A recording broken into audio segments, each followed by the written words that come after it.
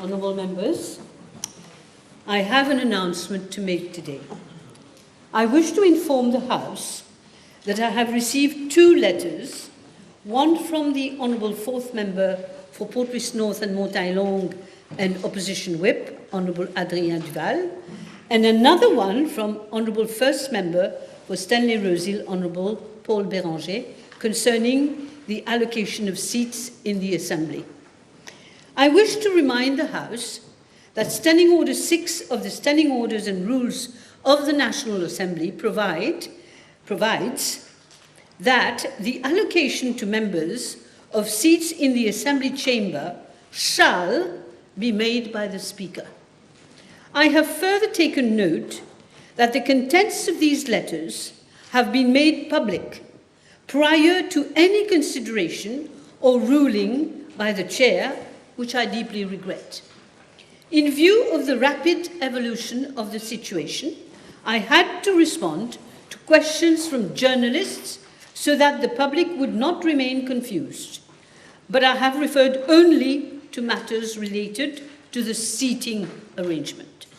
Honourable members, as you know, each member must have a dedicated seat according to our parliamentary tradition. But until I know exactly what the situation is with regard to Honourable Paul Béranger, Honourable Chetan Babulal, and Honourable Johanna Béranger, I will not allocate any seat to them today. They have informed me that they will not attend today's sitting. I will await a second letter from the 3 honourable members before the next sitting. I must emphasize that from the point of view of ethics, communications addressed to the Speaker should be treated with discretion, at least until such time as they are formally dealt with or brought before this House. The Chair's ability to discharge its functions fairly and impartially depends on the observance of established processes and the confidence that matters referred to it will be handled in an orderly and appropriate manner. Premature disclosure of such correspondence risks undermining that process and may affect the perceived integrity of parliamentary proceedings. Honourable members, I wish to stress that maintaining high ethical standards is essential to the proper functioning of this House. Exercising discretion, restraint, and respect for parliamentary processes reflects the ethical obligations of all members and strengthens public confidence in our institutions. I thank you. Papers have been laid. Questions? Yes, Honourable Leader of the Opposition.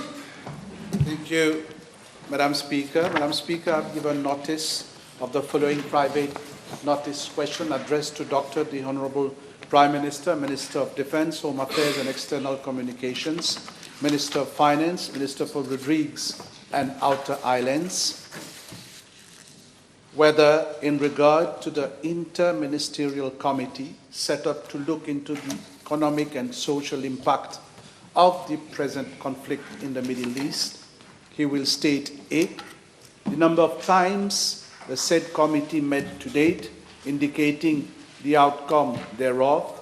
B, whether any report and or findings have been submitted in relation thereto, and if so, whether consideration will be given to table copy thereof, and C, the measures being contemplated to address the economic situation arising therefrom, indicating the estimated amount of value-added tax and excise duties to be collected on petroleum products during this financial year, and whether consideration will be given for the reduction of taxes and excise duties on the said products. Thank you, Madam Speaker. Yes, Honourable Prime Yes, Minister. Madam Speaker, as I've already stated, ever since the war erupted on the 28th of February of this year, I have been personally monitoring the situation very closely. Government has taken a proactive stance to mitigate its potential impact on our country. Unfortunately, Madam Speaker, the situation in the Middle East has worsened, resulting in severe energy supply disruption. It is worth recalling that the International Energy Agency has described this situation as, then I quote, the largest supply disruption in the history of the global oil market, the largest. This will also result in a drastic reduction in liquefied natural gas and fertilizers. We are all continuously monitoring the situation in the Strait of Hormuz. Also, inflationary pressures are building up exponentially everywhere in the world. Many countries with far more resources than Mauritius have already declared a state of economic emergency. Madam Speaker, I may also add that a few days ago, the heads of the International Energy Agency, the International Monetary Fund, and the World Bank have agreed to form a coordination group to maximize the institution's response to the energy and economic impacts of the war in the Middle East. This war is causing, as I said, major disruptions in the supply chains, triggering sharp increases in international prices of oil, gas, but not only oil and gas, also grain and fertilizer. Freight and maritime insurance costs have also surged, and there's a renewed volatility in global financial markets. As a result, global growth has slowed. For a small, open, and highly import-dependent economy, such as Mauritius, heavily reliant on petroleum imports, tourism, and stable seaborne trade routes, these developments constitute a significant external shock with potential of long-lasting adverse implications, not only for inflation and growth, but also on the balance of payments and the cost of living. Madam Speaker, as of today, the price per barrel of Brent oil is $111 compared to 72.48 on the 27th of February before the war broke out. This represents an increase of 53%. Our import bill for petroleum products by the State Trading Corporation in March of this year has increased by 82%, due mostly to price increases over the previous month. It is expected that the import bill will rise further by around 21% in the month of April 2026. But this is an estimation, Madam Speaker, because as we know, we don't know how worse the war will be. The increase in global prices of food commodities and agricultural inputs is exerting increasing pressure on the cost of imported food. There are also pressures on the exchange rate of the rupee. With regard to Part A of the question, the Crisis Committee had a first meeting on Wednesday, the 1st of April, 2026. The committee has reviewed the work undertaken by the high-level committee, which I have set up and which is chaired by the Financial Secretary. In addition, the Crisis Committee has proposed a number of measures to mitigate the impact of the conflict on our country. As regards Part B of the question, a report has been submitted to me, and we will discuss this at the next meeting of the Crisis Committee, which is scheduled for tomorrow. We will then propose a number of measures that will be examined and submitted to the next Cabinet meeting for consideration. Madam Speaker, with regard to Part C of the question, as soon as the situation in the Middle East started deteriorating, several ministries set up a crisis unit to consider measures that would have to be taken. This was done, in fact, in different ministries. These include, A, the CEB has taken immediate measures to extend its stock of heavy fuel oil by maximizing utilization of coal by the IPPs and reducing its spinning reserves. B, the Ministry of Energy and Public Utilities has re-engineered its energy-saving awareness campaign to discourage waste of electricity during peak hours and also outside peak hours. C, the Ministry has accelerated its green energy transition in order to reduce our over-reliance on imported fossil fuel. Under this government, a number of renewable energy projects and schemes have been reviewed for increased bankability and effectiveness. New schemes have been introduced to cater for the needs of different categories of consumers, namely domestic, industrial, and commercial. Some 405 megawatts are expected to be generated from the renewable energy projects within the next 2 to 3 years.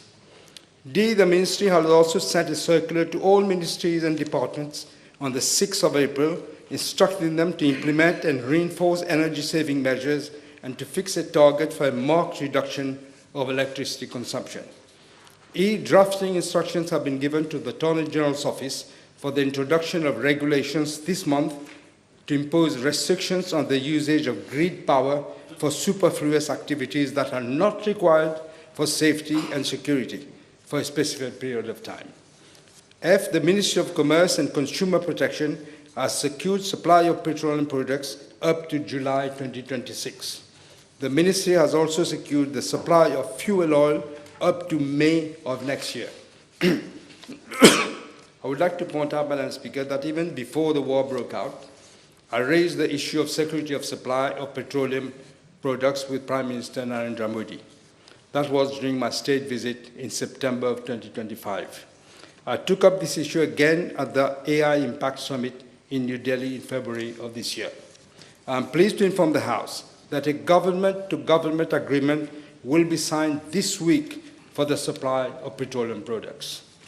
As I've already stated in this House, had it not been for the irresponsibility of the previous government when they decided to unilaterally put an end to the contract with Mangalore Refinery and Petroleums Limited, our security of supply would have been guaranteed today. Mangalore Refinery was ours, and he told us he was no more interested in supplying petroleum products to Mauritius in view of the irresponsible action of the previous government in 2014. Madam Speaker, also remember the Betamax case. Let me refer to what the SCC itself stated in the High Court of Karnataka on the 4th of December 2017, and I quote, Mauritius has limited petroleum reserves and the same being an essential commodity. In the event that petroleum does not reach Mauritius within a stipulated time, that is with Pacific Diamond, I think this Saturday, through the said vessel, it shall lead to a paucity of petroleum to the entire petroleum industry and cause failure of the economy, and the commercial activities in the state of Mauritius will come to a standstill. This, Madam Speaker, in the court of law, by the STC, is a direct indictment of the then government's decision to terminate the contract with Mangalore refineries and to also cancel the contract with Red Eagle.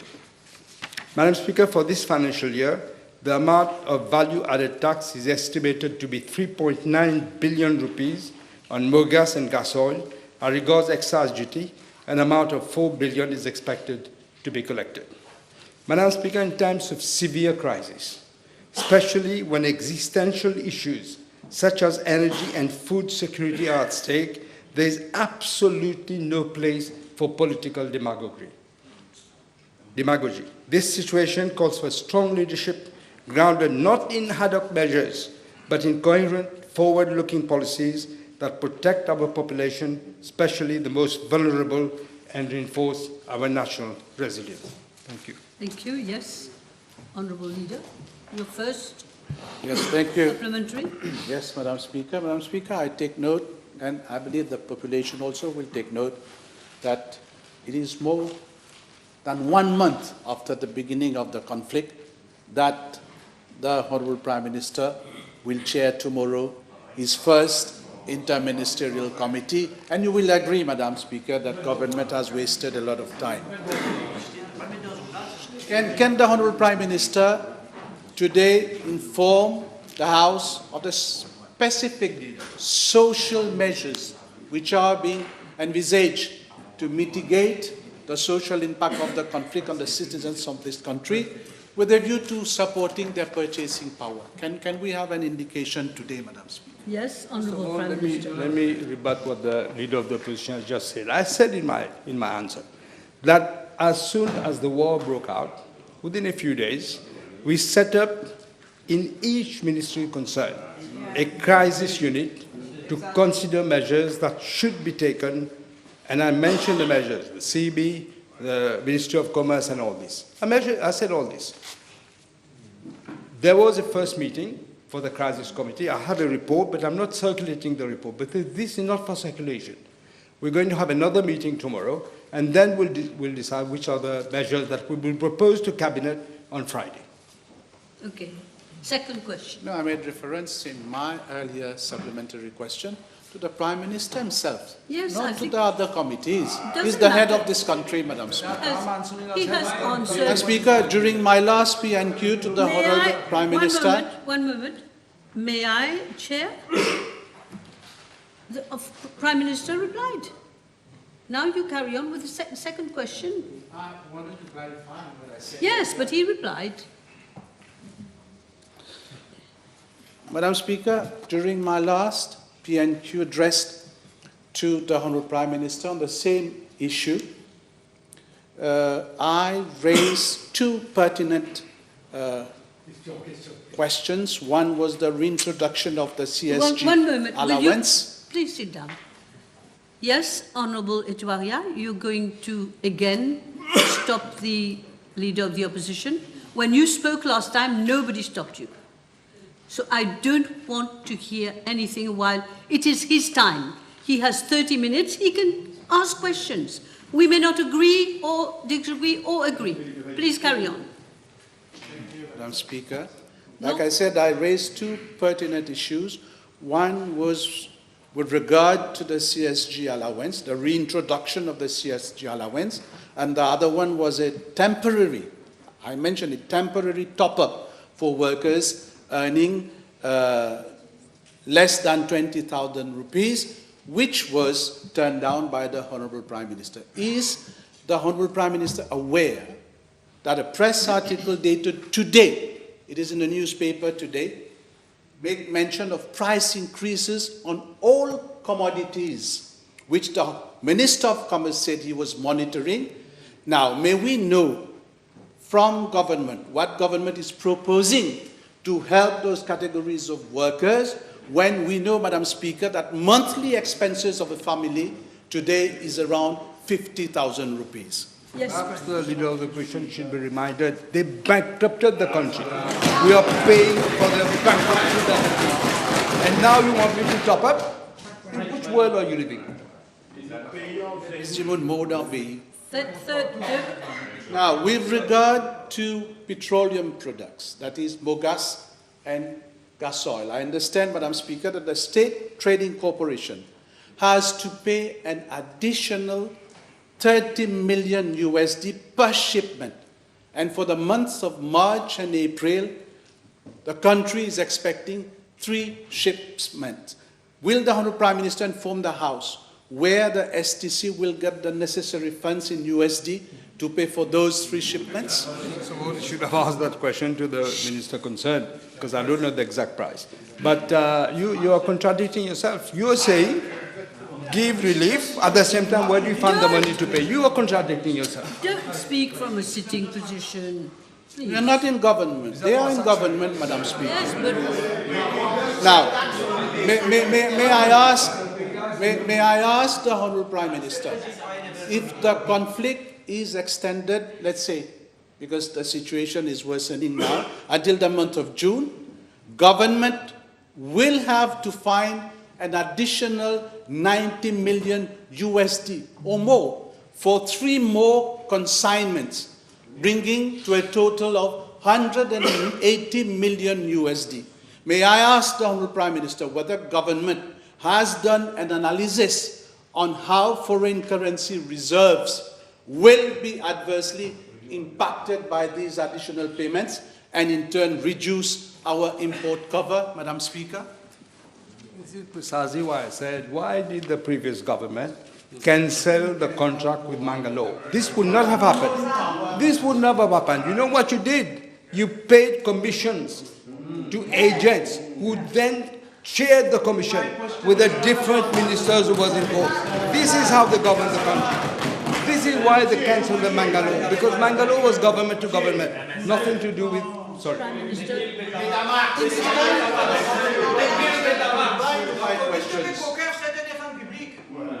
Madam Speaker, government has secured supply, that is petroleum products, for the month of March and April. Can the Honourable Prime Minister confirm to the House that supplies for the month of May and June has been secured if the Strait of Hormuz remain closed for the whole month of April amid growing competition with other countries to access alternate sources, Madam Speaker? I just explained, Madam Speaker, have to wait for the even answer. before the war started, on my official visit to India, I asked Prime Minister Modi whether he would try to use his best officers to have us, again, have a deal with India for the petroleum products. As I said, Mangalore, they contacted Mangalore Petroleum Limited. They refused because they said they have been burnt in Mauritius once, they're not going to do it again. They refused because of the irresponsible action of the previous government, MSM. This is why. Otherwise, we would not have been in this situation now. Now he's quoting different prices, but we would not have been. Now sorry, Madam Speaker. No, it's just that the question, it seems to me, there's so much noise, it's difficult to understand. But it seems to me that this particular question was on food security? Yeah. Was that it? You say it again. Say it again. Energy security and petroleum. So we're still on the same issue. We're still on the same issue. Okay. I repeat it again, Madam Speaker, for the House to note that the contract for Mangalore refinery was not cancelled, Madam Speaker. Now, Can I? How did you stop? That's a different thing. With regard,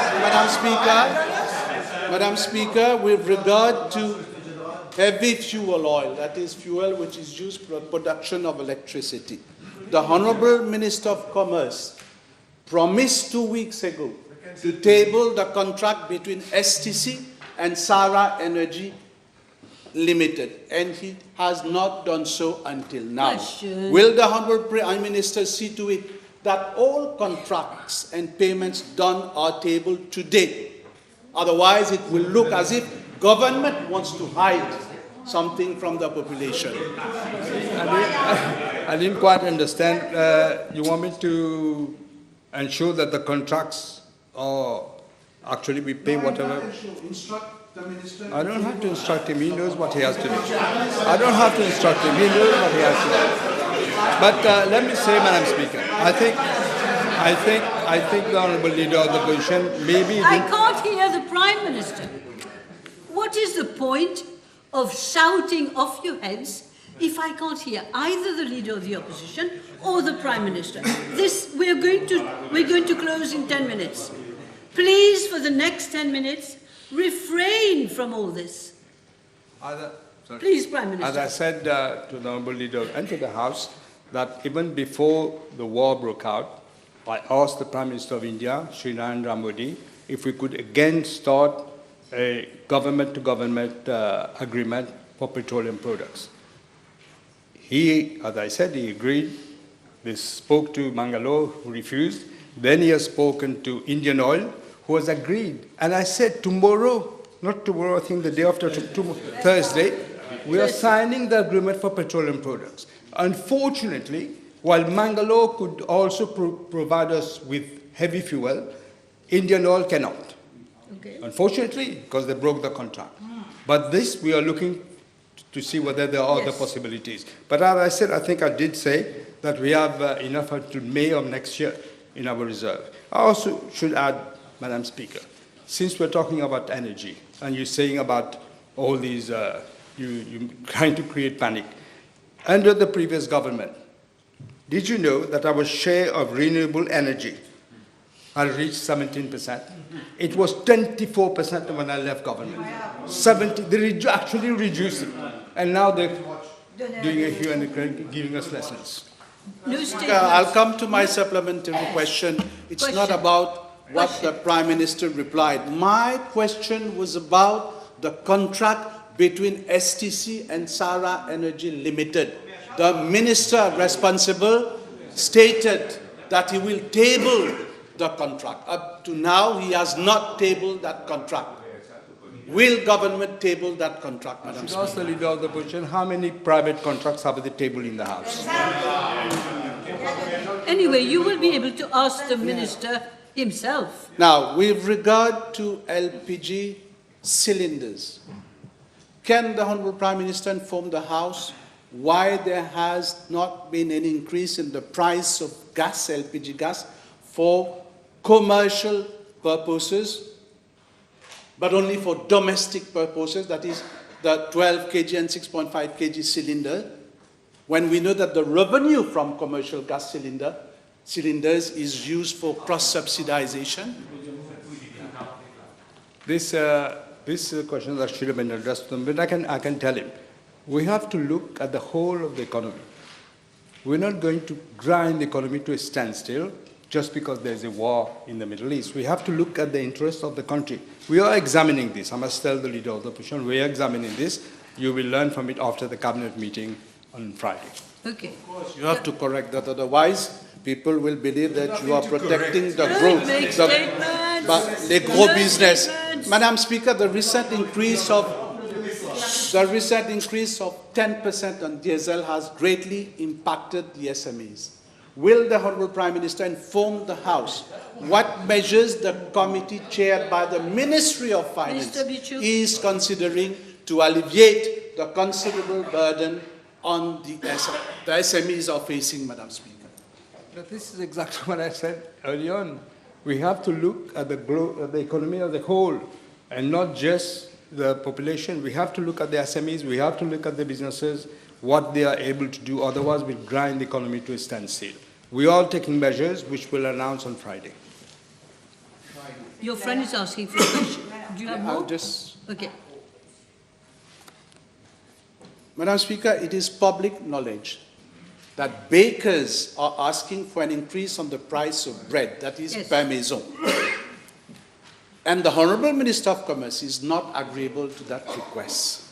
Will the Honourable Prime Minister inform the House what is his stand concerning this request and whether the price of bread, that is per maison, will be increased in the days to come?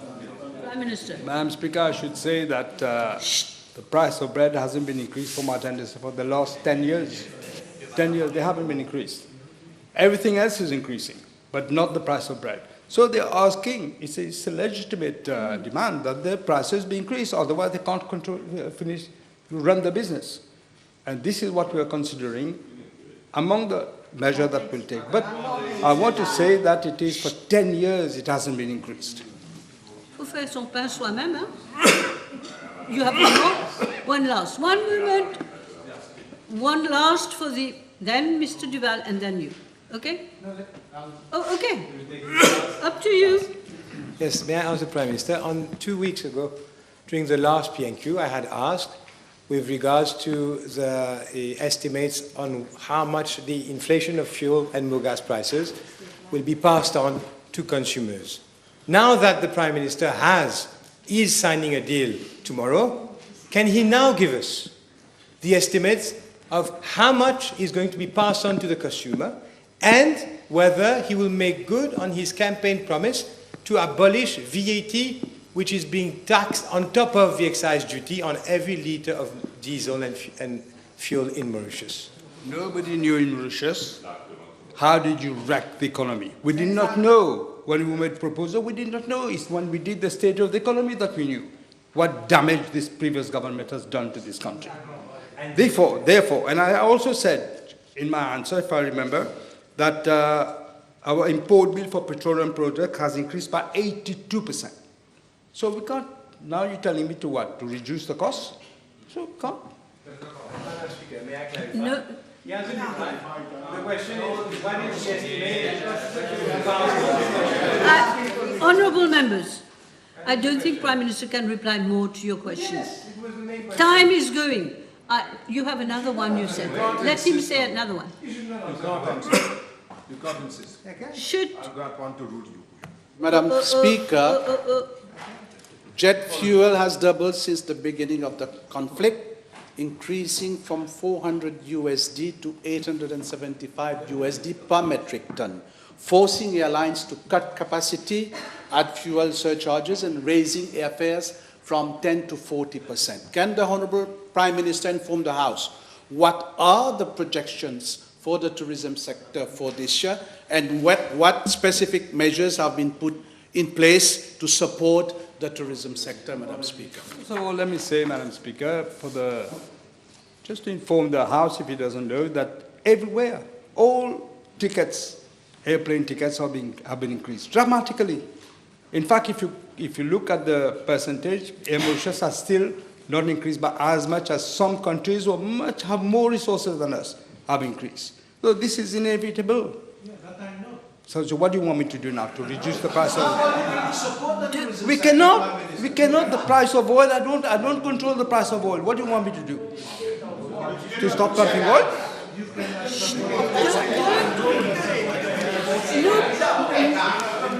No ping pong, no ping pong, no ping pong. Yes, Mr. Lubin. Thank you, Madam Speaker. Thank you, Madam Speaker. May I ask the Honourable Prime Minister whether consideration will be given to temporarily reduce tax, VAT and excise duties on petroleum products, as is being done by several countries around the world, Several countries were not in this bankrupt situation. The answer is no. Yes, okay. Madam Speaker, may I ask the Prime Minister, with regards to airfare, is the Prime Minister aware that now airfare of Air Mauritius to go, for example, to Paris is up to 150,000 rupees for economy, twice as much as what Emirates is proposing or other airlines? Therefore, it is clear that Air Mauritius is taking advantage. Does he agree that Air Mauritius should reduce its profit margin right now? Madam Speaker is comparing Air Mauritius to Emirates. There cannot be any comparison with Emirates. You cannot compare Air Mauritius to Emirates. How can you compare Air Mauritius to Emirates? That is my question. Okay. Okay, time up. We are going to go to PMQT now. Yes, honourable members, table has been advised that PQ B251 will be replied. Bon, je peux parler. Je vais rester tranquille jusqu'à ce que j'ai la parole. Okay, PQ B251 will be replied by the Honourable Minister of Foreign Affairs. And I'm now calling on Mr. Ramkalawan. Thank you, Madam Speaker. B233. Yes, Madam Speaker. Did you say 234? 233. PMQT, Sorry, Prime yeah. Minister. I'm informed by the Director General of the Mauritius Broadcasting Corporation that the broadcast and sub-licensing rights for the FIFA World Cup of 2026 across the African region, including sub-Saharan Africa, are held by New World Television SA, which is a company based in Togo. The two main broadcasting rights, which are most commonly commercialized to broadcasters, are free-to-air broadcasting rights and pay TV broadcasting rights. The free-to-air broadcasting rights for the FIFA World Cup of 2026 are meant only for public broadcasters, whereby the public can access the channels without paying any subscription fee. The pay TV broadcasting rights are meant for subscription television operators only. On the 2nd of December 2025, an agreement was signed between the Mauritius Broadcasting Corporation and the New World Television SA, which, as I said, is a company based in Togo, in respect of the FIFA World Cup of 2026. Under this agreement, the Mauritius Broadcasting Corporation has secured rights to broadcast 34 free-to-air matches out of the 104 matches scheduled for the tournament. as included in the package allocated to sub-Saharan Africa. This package comprises the opening ceremony, the closing ceremony, some other matches, and the final. These matches will be broadcast on NBC 11 Sports Channel. The full FIFA World Cup 2026 package will be made available on the NBC Play app. This is a digital streaming platform developed to deliver television and multimedia content directly to viewers over the internet upon a payment of a subscription fee of 300 rupees. I wish to point out that for the FIFA World Cup of 2022, the NBC Play app was available on smartphones only. However, this year the current NBC Play app is being upgraded and will be compatible with on both smart TVs and smartphones. Smart TVs and phones. Okay, Mr. Ramplawan. Okay, Mr. Bichu. Yes. Yes, Madam. B234. Madam Speaker, with regard to Part A of the question, I'm informed by the Bank of Mauritius that in accordance with the Banking Act 2004, banks have up to 3 months from the end of their financial year to submit their audited accounts, and I'm further informed that the latest available audited accounts of Silverbank Limited are for the financial year ending 31st of December 2021. I'm tabling a copy of the audited accounts.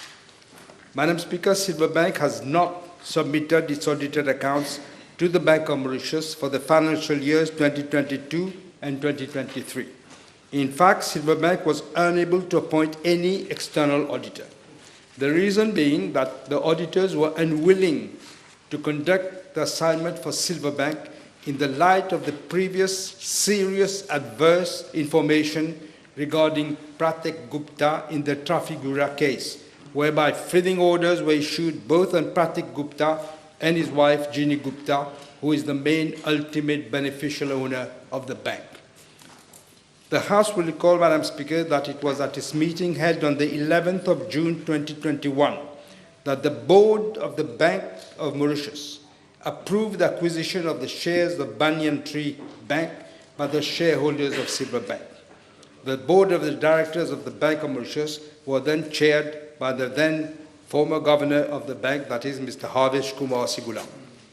The Banking Act of 2004 provides for no single shareholder should hold more than 10% of the shares in a bank, except with the prior approval of the Bank of Mauritius. Given that the Banyan Tree Bank was under conservatorship, the approval of a 75% shareholding to a single shareholder, 75%, in this case was Jeannie Gupta, with, may I inform the House, had no banking experience at all. But this was granted by the board. This was nothing short, 75% to somebody who has no experience in banking. This is nothing short, Madam Speaker, of a scandalous and very suspicious transaction, while also endangering the existing and future depositors. When we look at the pattern of events, there was clearly an axis of evil which existed from the very inception of Silverbank in our jurisdiction. The House would not be surprised to know that one of the close associates of Mr. Gupta, one Mr. Prasad Rao Bopama, was even picked up from the tarmac at SSR International Airport with a total VIP treatment, red carpet treatment, upon the instructions of the former Minister of Finance. Just like this.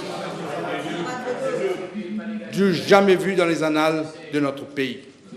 This is how the previous MSM regime was operating, mafia style. I hope people remember all this when the time of election comes, which will not be now, of course. Madam Speaker, in February 2024, Silverbank was placed under conservatorship by the Bank of Mauritius, just like its predecessor, the Banyan Tree Bank. At that time, the actions taken by the Bank of Mauritius included the issue of several cautionary letters requiring for additional capital and the imposition of restrictions on the granting of loans. Silverbank completely ignored those Bank of Mauritius instructions. Once Silverbank was placed in conservatorship, several potential investors expressed an interest to acquire. However, only one prospective investor submitted an application in May of 2024 to acquire significant interest in Silverbank. The investor's business plan was rejected in December 2024 because the proposed equity injection was inadequate. In April 2025, a second offer for the acquisition was made by a local investment vehicle set up in Mauritius. The Bank of Mauritius has been engaging with the prospective applicant since then, including on the requisite information for the completion of the application.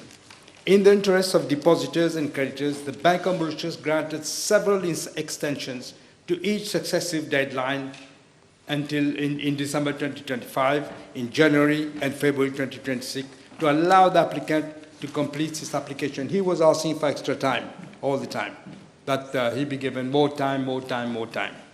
As at the 30th of March 2026, the Bank of Mauritius had not received a complete application. It is noteworthy that documents relating to proof and source of funds had not been submitted at that date. The Board of Bank of Mauritius met on the 30th of March 2026 to discuss the way forward on Silverbank. Based on all the available facts and information, and taking into account the financial situation at Silverbank, the Board decided to terminate the conservatorship of Silverbank and appoint a receiver.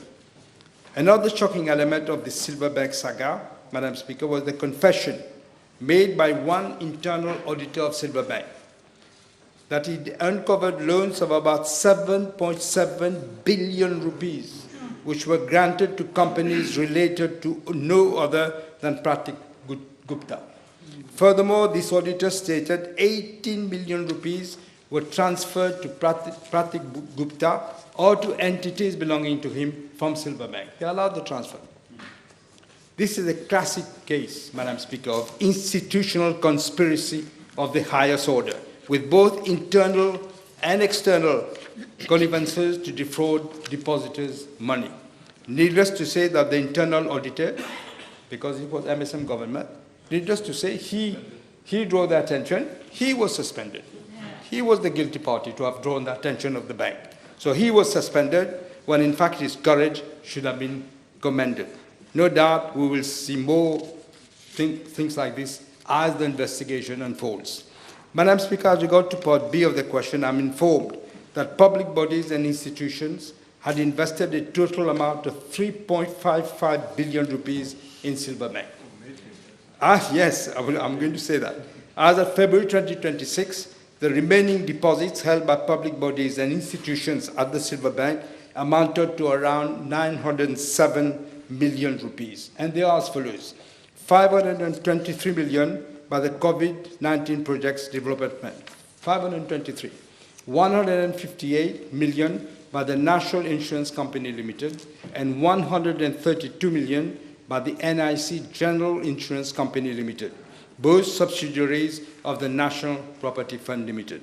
58 million by the Municipal Council of QPIP, and 36 million by the Sugar Insurance Fund Board.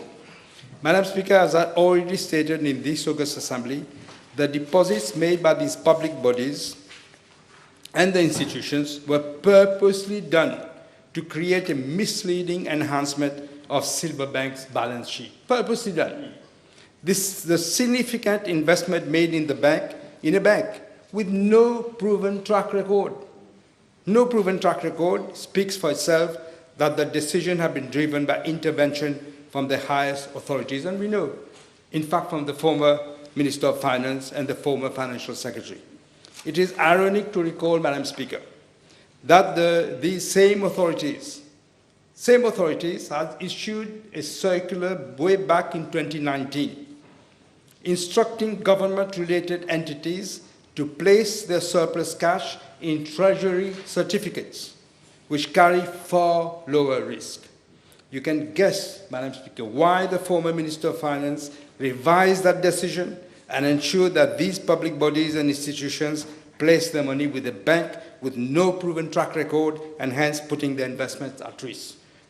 This also, when you think this guy was given VIP treatment at the airport.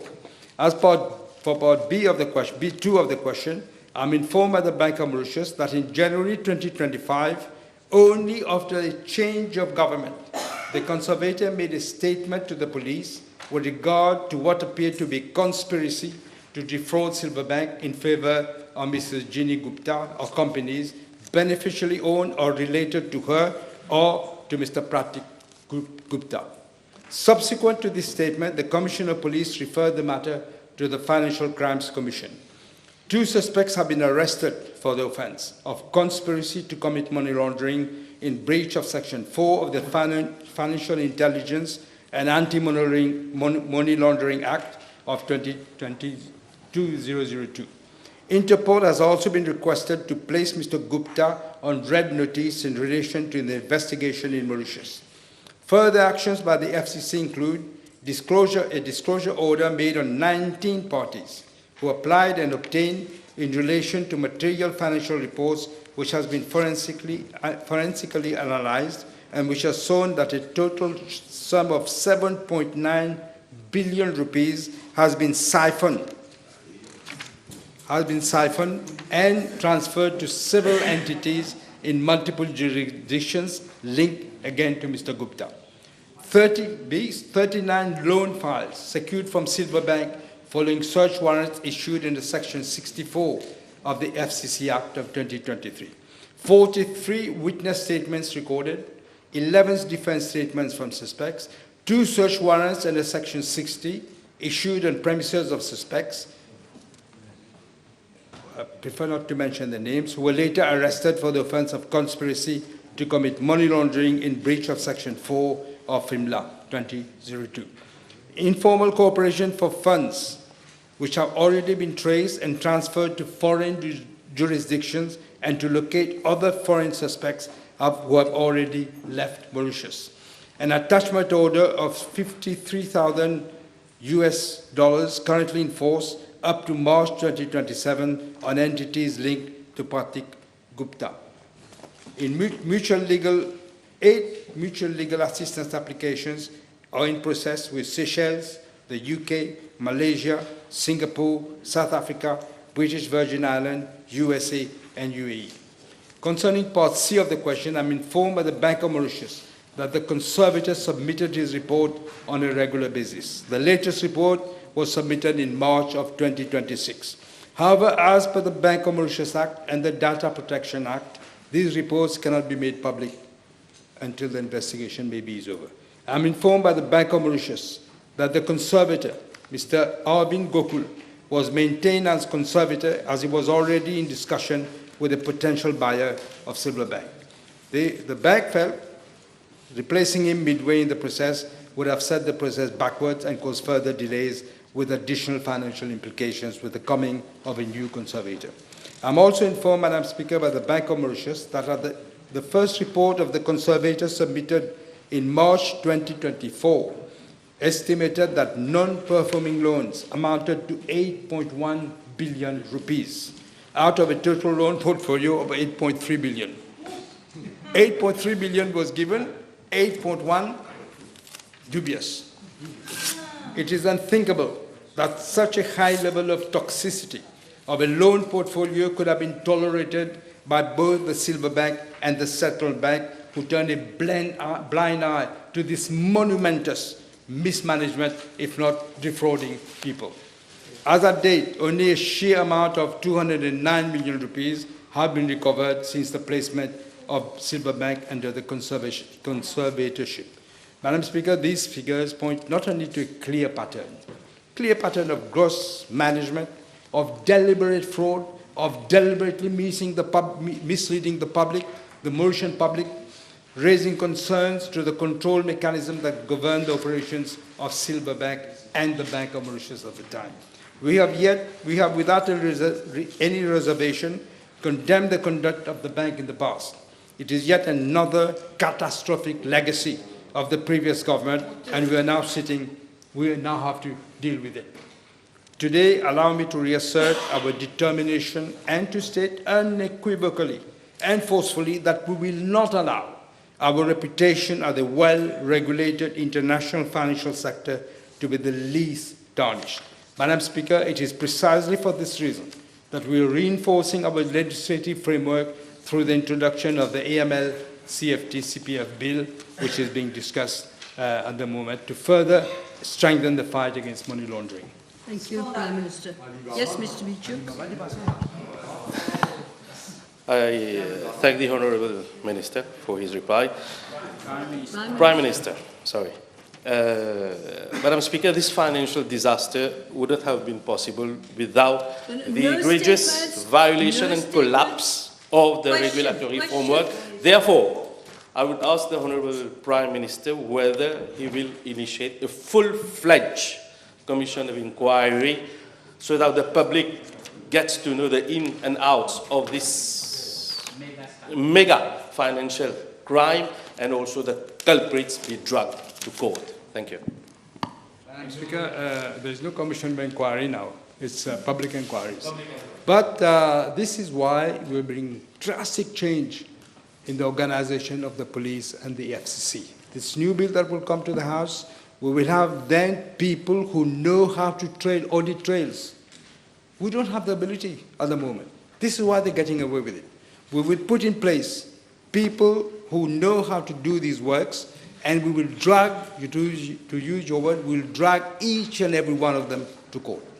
Yes, Mr. Juan. Thank you, Madam Speaker. The Honourable Prime Minister mentioned only 209 million Question. recovered. Can I know from the Honourable Prime Minister how much the conservatorship cost? In fact, the result, only 209 million has been recouped. Yeah, only that so far. I'm sorry? No, don't speak from Oh, a the sitting- fees. The fees. Mr. I expected Juman. this question to come from somebody. The fees of the same person who they kept, the Bank of Mauritius decided to keep him, reduce his fees by half. I can give you the total amount later. Members should not speak from a sitting position. We can't even hear. I can't hear very well. Also, no more statements before questions. Let me say, it's so easy to use the words who, when, how, whether. Then you put whatever you want. Then it's a question. Leçon de grammaire. Thank you, Madam. We can see here a very good example of deux poids, deux mesures when we compare the case of the Grammar Bank and the Silver Bank. So, why were the previous government so prompt in the case of the Grammar Bank and so slack when it comes to the Silver Bank? Thank you. Very good question. Bremer Bank, they cooked up a story of a Ponzi scheme, and then much later, after everything was done, after the Prime Minister, Minister Bada, all these people close to them, took their money from the bank, then they closed the bank. The public, never mind the public. They can lose the money, but they who already have a lot of money won't lose their money. It was deux poids, deux mesures. This was done on purpose. And we are going to sit on this again. Okay, yes, Mr. Bichuk, your last. I'm still choosing my word whether, how, when. Yes, So, please. How far, Very good. Very good. may I ask the Honourable Prime Minister, what quantum of the depositors' money can we expect to recover and give back to them in this particular That's a scandal? It's a very difficult question. yes, tall to order answer for because him. I can't for the say. moment. They have stolen the money wherever they placed them. I don't know. So we're going to have to do the audit trail to know. Thank you so much. Mr. Bijan. Thank you, Madam Speaker. B235. Madam Speaker, Regulation 83.3 of the Road Traffic Construction and Use of Vehicles, Regulations 2010, provides that no person shall modify the exhaust pipe of a motor vehicle likely to cause excessive or unusual noise or to alter the silencer causing greater noise. I'm informed by the Commissioner of Police that constituency number 6, that is Granby-Poudre-d'Or, is covered by 5 police stations.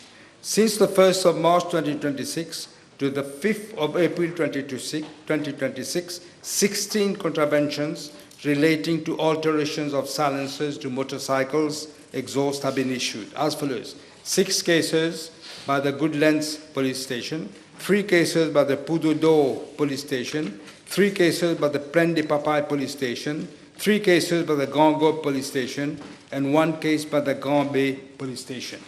With a view, Madam Speaker, to strengthening deterrence and curbing down noise pollution from modified exhaust systems, the 4th schedule of the Road Traffic Act has been amended in 2025 to increase the fines related to modified exhaust systems by motor vehicles under Regulation 83. It was 2,000 rupees, it is now 10,000 rupees. Thank you. Yes. Okay. One question. Yes, thank you, Madam Speaker.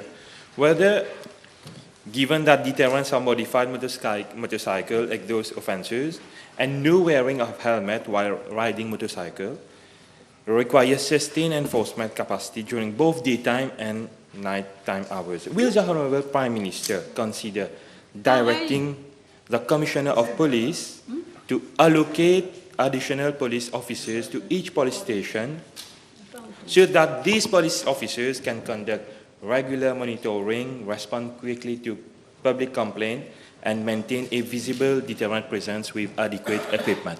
Thank you. Yes, Prime Minister. We will, but there's an exercise of recruiting more police officers at the time. Next time you come straight to the question, please. Yes, Mr. Rukni. Thank you, Madam Speaker. Will the Prime Minister advise if he's satisfied with the work or the enforcement work being done by the police in respect of the motorcycle activities as mentioned by the Honourable Bichan? One can never be totally satisfied, but we deal with what we have. Okay, next question. Mr. Duval. Madam Speaker, I'm informed that on the 3rd of April 2026, there have been 31 resignations following the resignation of Honourable Paul Raymond Béranger as Deputy Prime Minister. In regards to Part A of the question, I'm informed that there has not been any resignation from our overseas missions. Regard to Part B of the question, there have been 18 resignations in parastatal bodies. These resignations are on 23rd of March, I'll give the names, Mr. Ashwin Naidu as member of the Mauritius Film Development Corporation. Second, Mr. Keshwar Kumar Jaman as legal advisor for the Sugar Industry Labour Welfare Fund. Mr. Shad Chelapemal as chairperson of the National Youth Council. Mr. Mona Garen Tripathi as board member of the Mauritius Institute of Education. That was on the 23rd of March 2026. On the 24th of March, Ms. Daniela Bastien as part-time chairperson of the Outer Islands Development Corporation. Mr. Lionel Jonathan Lajoie as member of the Conservatoire National de Musique de François Mitterrand Trust Fund.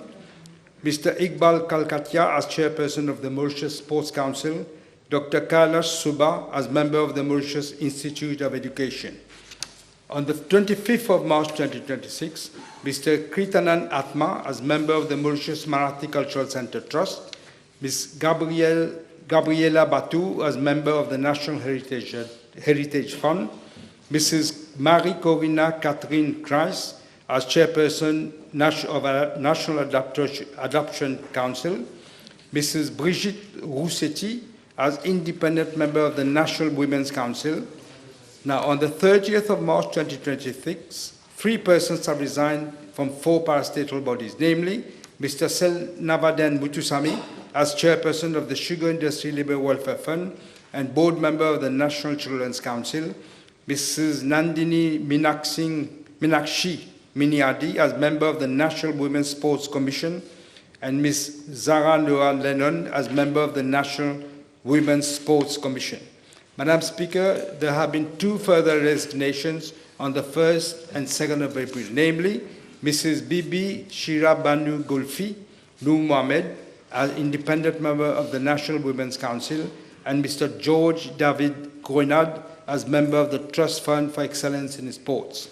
Madam Speaker, as regard to Part C of the questions, there have been 6 resignations in advisory position in ministries, namely Ambassador Vijay Singh Makan as Special Advisor on Diplomatic and International Trade to the former Deputy Prime Minister on the 20th of March 2026. Mr. Kishore Kumar Pertab as Senior Advisor on Policy and Strategic Matters to the former Deputy Prime Minister on 20th of March 2026. Ms.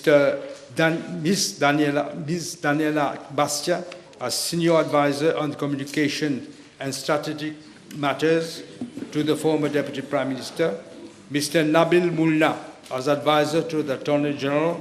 Mr. Shafiq Ahmad as Senior Advisor to the former Deputy Prime Minister on the 23rd of March.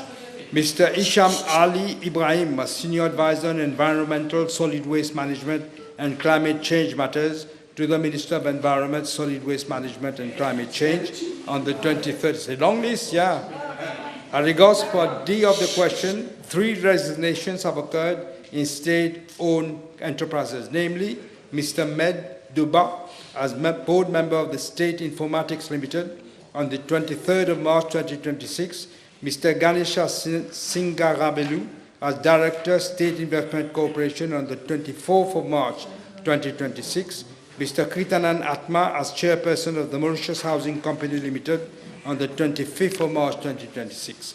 As regards to part E of the question, 4 resignations have occurred in state institutions, namely Mr. Kishore Pertab as Director of Economic Development Board on the 23rd of March 2026, Mr. Vishnaden Singarabelu as Co-opted Council Member of the National Productivity and Competitiveness Council on the 24th of March 2026, Mr. Gérard Michel Olivier as Member of the Sports Arbitration Tribunal on the 24th of March 2026, and Mr. Louis Giovanni Bid Catherine as Member of the Price Observatory Committee, whose letter was received on the 30th of March of this year.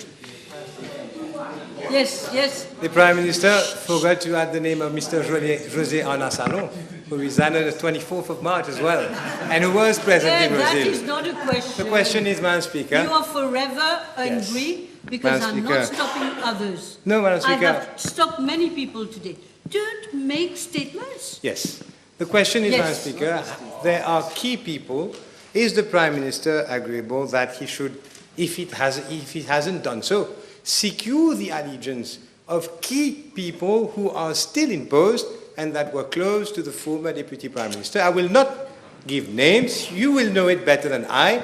But have these persons now sworn allegiance to government, to yourself, or are they still I don't think there's a need to faithful to the former? There is key people in key institutions. Do you want to but I know what answer he's trying to say. So they have. The question in its... Don't speak. I'm not sure we are still in the chambers today. Somebody is trying to speak. Yes, Mr. Bichu. Speaker, unless I missed it, has Ambassador Perrier from Mozambique resigned? I didn't hear that. No, still Mr. in post? Bichu, I can tell you, I remember, nobody from abroad resigned. Yeah, nobody, But including he her. must listen to the reply. Is that right? Nobody from abroad resigned, right? Okay, where were we? Mr. Duval, you finished with your question? Yes. Okay, so now we got Mr. Kira. What did I was? That's fine. Yeah. Merci, Madame la Présidente. B237. Okay. Madam Speaker, I presume the honourable member is referring to 2 brothers, I think they're twins, bearing the same initials, that is ACP. I wish to refer him to my reply to parliamentary question B1039 of the sitting of 25th of November 2025, wherein I indicated that Mr. BR had on the 28th of March 2023 made a declaration to the Central CID as a precautionary measure against Mr. Arvin Sipi, just to distinguish them. He was the director of Arriva Immobilier Limited, to the effect that he had signed a contract for the purchase of a villa from import of the Arriva Villas project for the amount of 8.2 million rupees and had paid the 5 million rupees.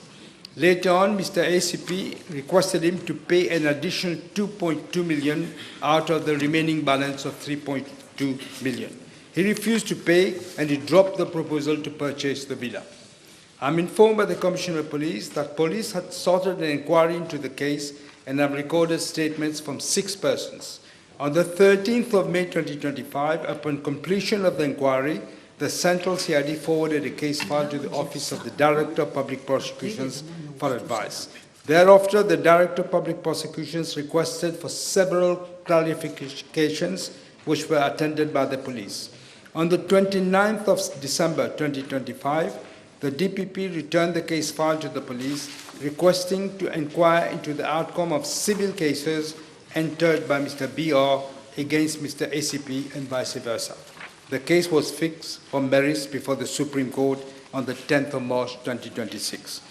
On the 1st of April 2026, the Office of the DPP requested police to provide an update on the outcome of the civil cases entered by Mr. BR against Mr. ACP, who is the director of Arriva Immobilier Limited, and vice versa before the Supreme Court. On the 3rd of April 2026, the Registrar of the Supreme Court informed the police that Mr. BR and Arriva Immobilier Limited had on the 10th of March 2026 agreed before the Supreme Court that Arriva Immobilier Limited would pay to Mr. BR the sum of 5.7 million rupees in full and final settlement before a notary public by the 30th of June of this year.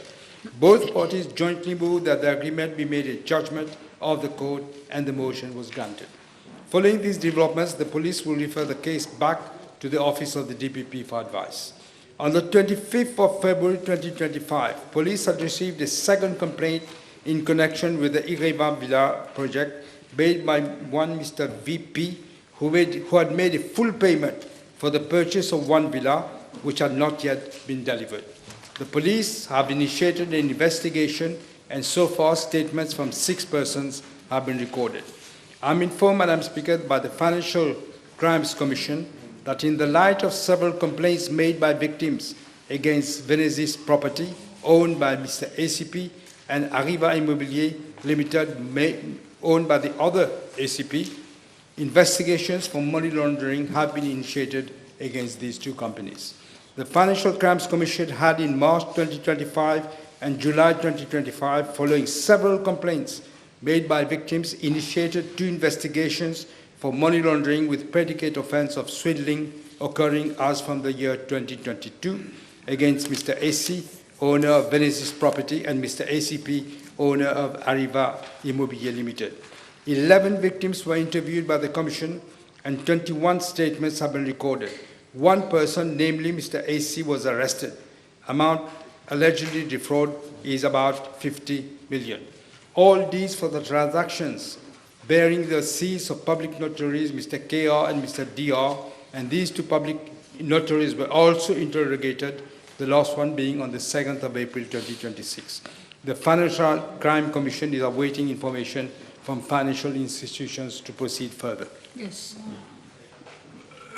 Merci, Madame la Présidente. L'honorable Premier ministre, sait-il qu'il y a des cas où les acquéreurs ont déboursé presque la totalité de la somme au promoteur, alors qu'il s'avère, après évaluation, que moins de 50% des travaux ont été complétés? Dans ce contexte, peut-il informer la Chambre où on en est avec les amendements à la loi pour protéger les acquéreurs, comme il l'avait lui-même promis dans sa réponse à ma question B1039 en novembre dernier?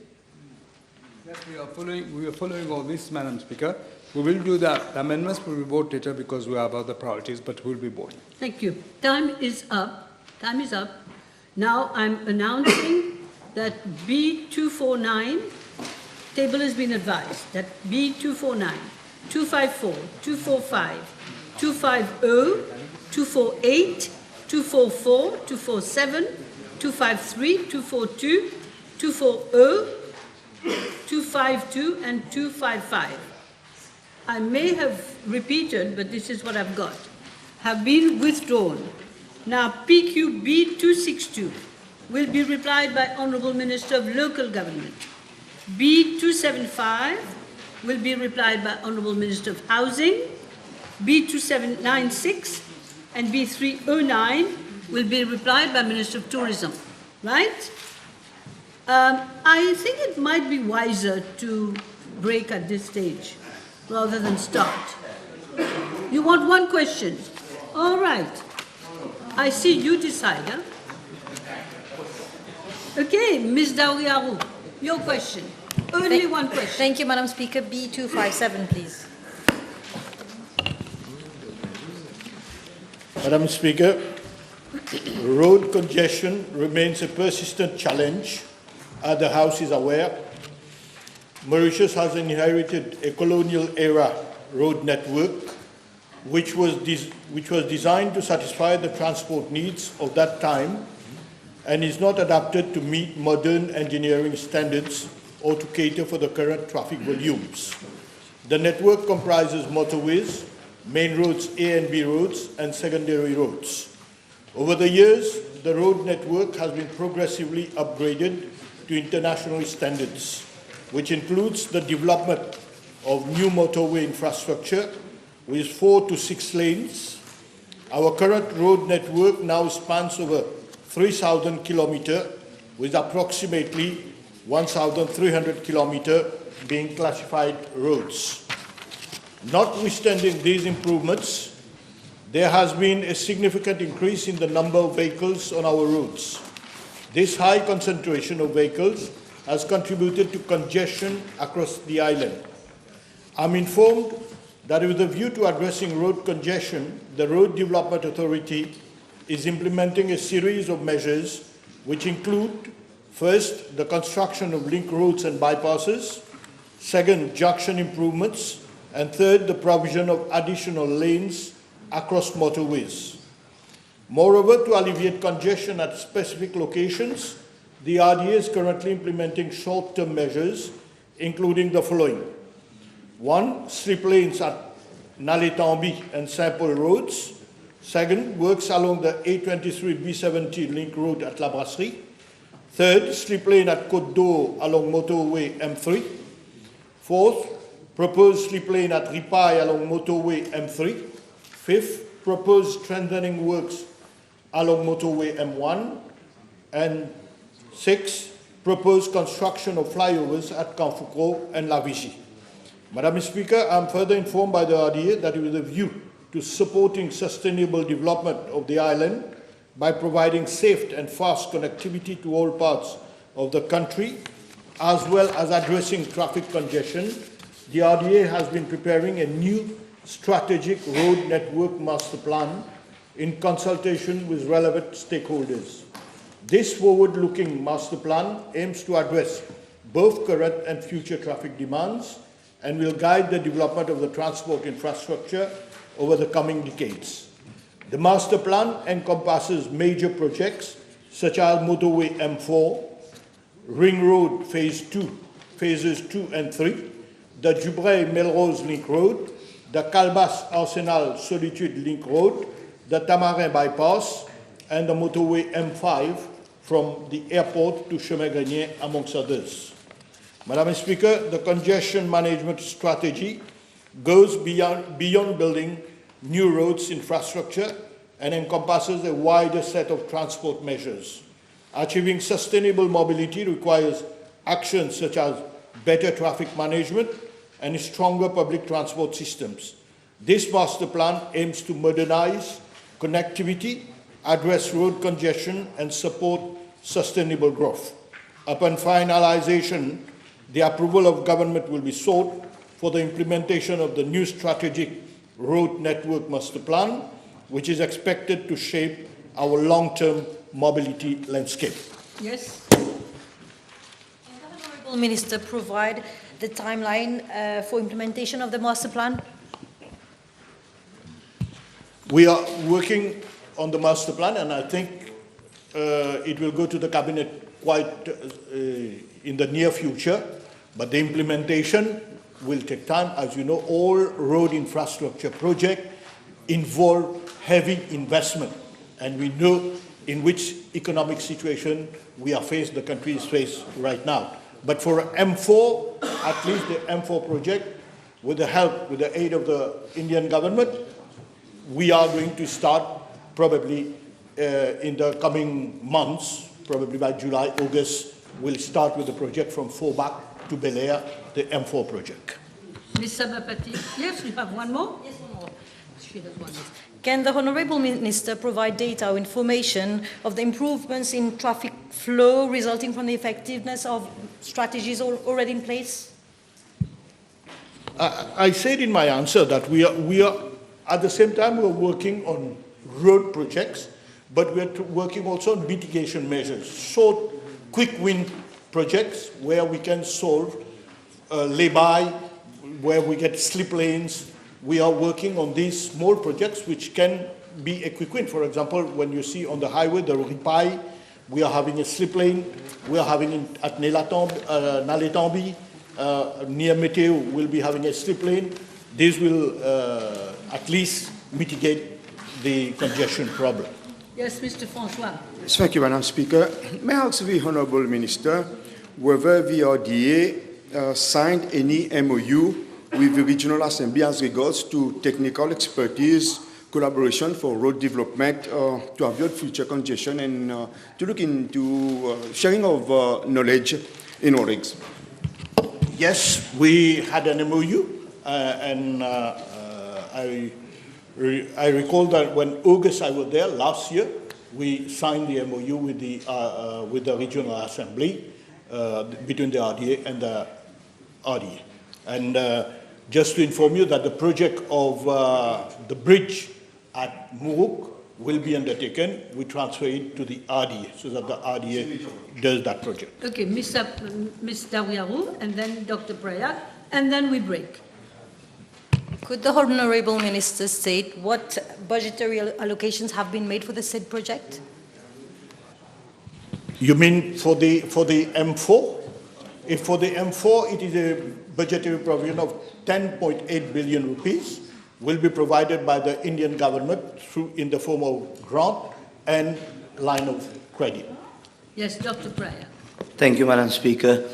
Could the Honourable Minister please consider to classify roads that were in the past under the purview of the local government, which are more congested than before, and take them under his ministry, under the RDA, so that we can at least have bigger amount of budgetings for those roads?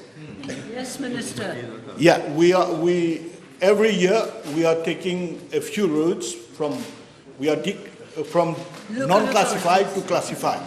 And you have one from your constituency, Beau Plateau Road, Beau Plateau, I think, over there, will become classified road. And we're working also on a plan so that the RDA becomes the highway authority. But this will have to get the approval of government, cabinet and everything, so that the RDA can become the authority which looks after all road networks, because we know actually non-classified are taken care by local authorities and classified by RDA, and you have some by NDU. So we have to put some order in that. Thank you very much, everyone. Now we suspend the sitting. I suspend the sitting for 1.5 hours. Come back at 2:30.